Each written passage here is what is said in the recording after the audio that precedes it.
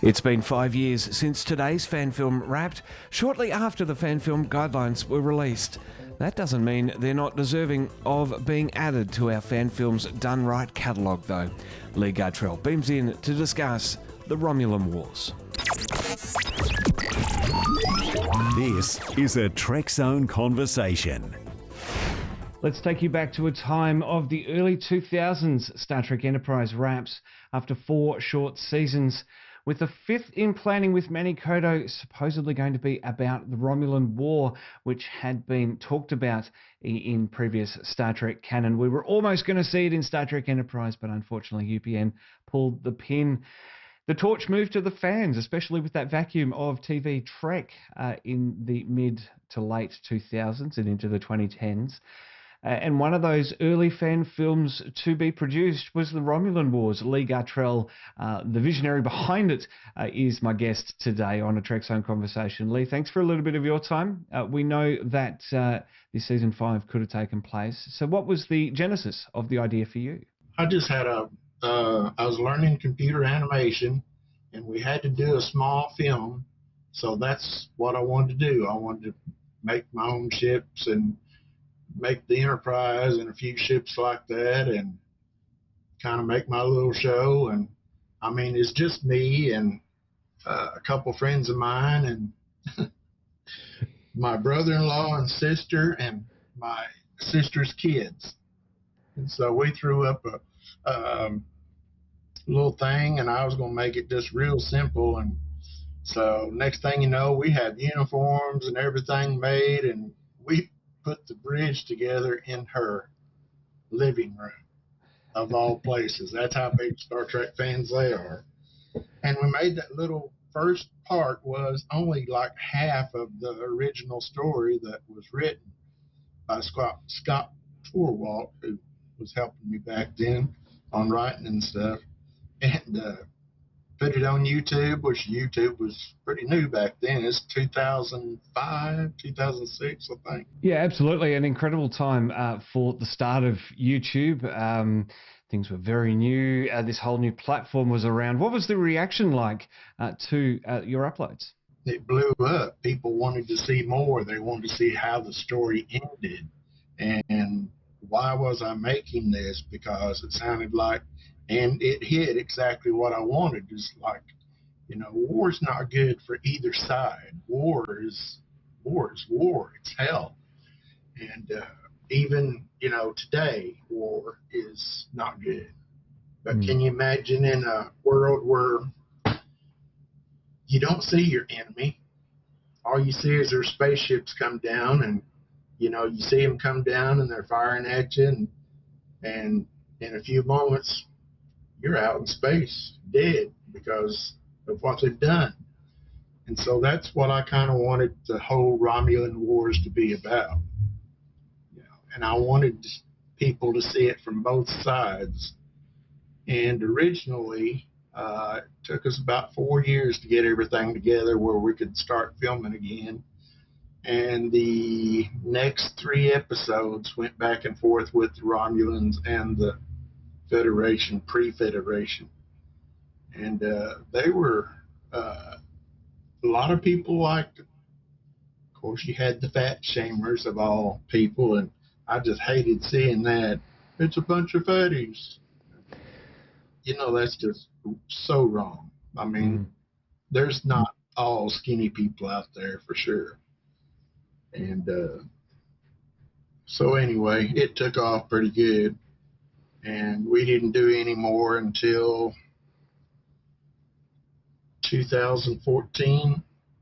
And I couldn't get the original people back together, so I started it where, like a second season, I had been transferred from our ship, the Yorktown, to a NX class ship that had been completely destroyed just about.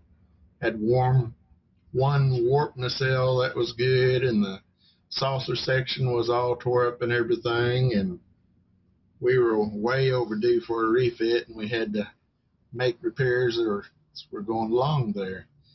And so we did that, and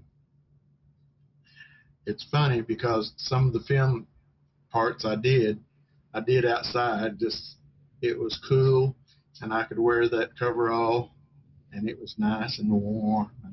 But in the background, you could hear the birds chirping. Yeah. So I had to redo it. Well, as I understand it, you've got 2 more episodes written from back in the day, and you're looking to redo the first episode with yourself. A bit of a 10-year anniversary release, I think. That must be very exciting. Yeah, it is.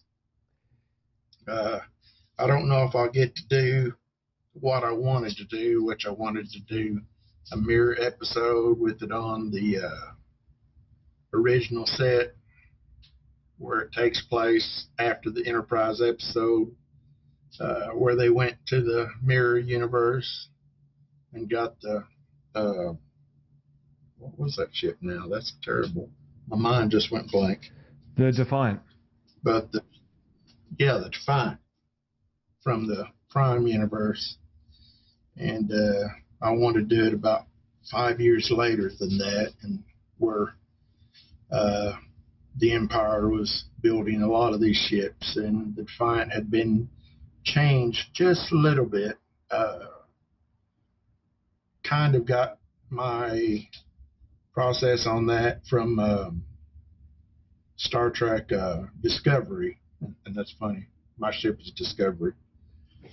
But Star Trek Discovery, where they showed the Defiant, and it had like extensions on the nacelles and stuff like that, and so I've made a Defiant with some huge cannons that come straight off the nacelles, and it's all beefed up and everything. So we want to show that if I get to do it. We'll just have to wait and see. Lee, I see on your channel that you're re-releasing the episodes. Wings of Icarus, the 3rd episode, was released a couple of months ago. Very exciting to hear that there's more plans to return to this and finish it off. A couple of scripts left to tell as well. What's it like after all this time to have this project and still be looking at wrapping it up and coming back to it after all this time? Oh, it's a lot of fun, and it's a dream of mine that I've had ever since I started watching Star Trek years ago. And I've always wanted to do a story kind of on my own. And, I wanted it, like Star Trek, to have, a real good feeling about it, not just be Star Trek with people running around in uniforms, but actually have real stories with, that touch people today. And that's what Star Trek's always done. Mm. I want to have a good story with something like that. So that's where we're at. Can you remember a standout moment from production after all those years? Yeah, that first episode, I was on the bridge and I was the engineer, but I've been put in command there. Well, this is the part that didn't get showed, but I was going to be the commander next to Captain Stiles. And so I stick out my arm, I'm pointing at the screen and going, "Red alert!" And I looked at that and I said, "You look so stupid. You're pointing at what?" And so I'm like, "Yeah, this ain't going to work. I'll just be engineer like Scotty to be behind the camera. Much better." So that's what I had planned. But that was a very standout moment. It's embarrassing, but it's funny to look at now. I think that's the best part about Star Trek fan films, though, is that it doesn't have to be serious and it doesn't have to be professional even. It's a matter of getting together with like-minded individuals. And as you say, there was some negativity towards you and some of the cast, which is very unfortunate. But I think as the years have gone on, we've sort of, this niche of a niche in Star Trek fan films has really carved its own, and there's a lot of people out there doing stuff, and it's fantastic to hear that that you're sticking with it still after all these times. We're almost up to 2 decades since the first release, which is just incredible, and it's incredibly inspiring to hear that you're still looking at coming back to it. Yeah. And he was talking about, people from the past, the people that helped me. And I was just uh, so can't think of the word I want to use. Uh, so proud, I guess, and moved that I had the cast that I had. Uh, yeah, some stupid stuff come down, and it was my own fault because I was going through a bad place in my life right after getting all that film. And so I took it out on everybody. And, things happen. I shouldn't have done what I did, but I can't take it back. Only thing I can do is go on for here.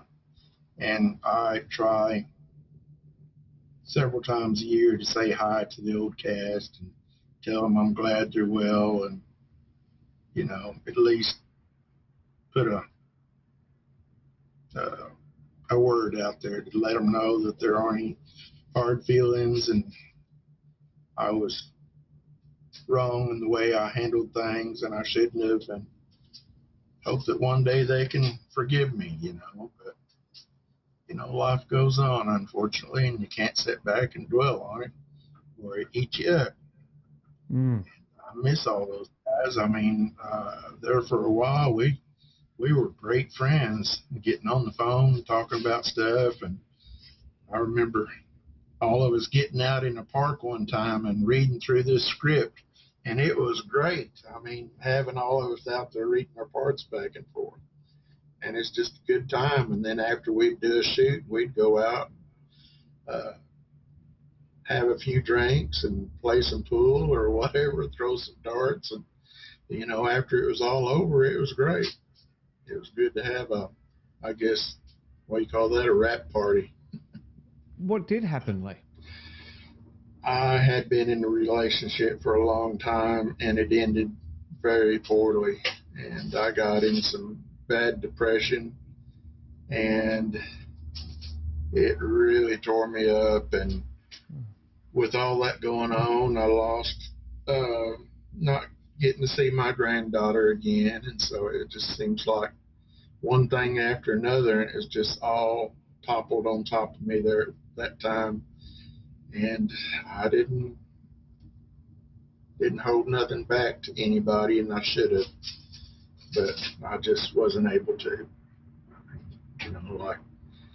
Like people say, life happens, and you never know how it's going to go. All you can do is try to make the best of what your life is, and when you make mistakes, ask for forgiveness.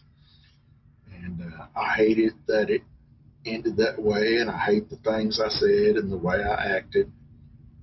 But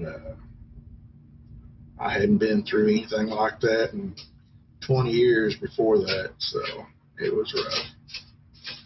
And as you say, life continues, life goes on. I guess the hope really is that the original band can get together. Do you still hold out a hope that everyone can get back together and finish off the Romulan Wars? Unfortunately, no. A couple of them are on TV shows and stuff now that they actually, got bumped up to. One of my favorites was Scotty Whitehurst, and now he's on a TV series on Peacock and doing another one now too. So he stays busy anymore, and he's SAG now, so that's great too. And people that get on the SAG, they can't go and volunteer for fan film stuff like that without getting in trouble, from what I understand. I don't know exactly how all that goes, but that's what I've been told. But I'm back together, the ones that live close, and Michael Stolberg, he lives in Minnesota, northern Minnesota, and if we can do this mirror episode ever, then he's going to come down and be the first time we actually met since doing the Romulan Wars. And all the stuff that he ever did for me, he did on the green screen, and I put it in. And a lot of times it come out good. You couldn't tell it. My first green screen experience wasn't very good. It took me a couple years to learn, and I'm still learning. There's a lot lot that goes on, especially when you're trying to do it all yourself. Yeah. And it's rough. Any kind of filmmaking like that is rough. People don't realize what it entails and how much time that it takes. It's absolutely true. Lee, diving into the Wayback Machine, the Romulan Wars was the original fan film series taking us on a journey post-Enterprise. It's been a fascinating dive back with you over these past few minutes. The bite-sized podcast that Trekzone is, I really appreciate your time. Looking forward to more Romulan Wars, looking forward to those re-releases coming up on your channel as well. I'll have a link to your channel down below in our video description for our YouTube viewers. And for our podcast listeners, that'll be available on the Trekzone website. Lee, I really appreciate your time today. Good luck with the rest of it, and congratulations on everything that has come so far. It's an incredible legacy to leave behind. And Mark Nacarado, actually, just very quickly, Mark Nacarado is doing the Romulan War. He's taking on and telling his version of the same sort of stories. So just incredible. This is a period of Enterprise that we haven't really explored. Thank you very much for having me on, and see you in the stars.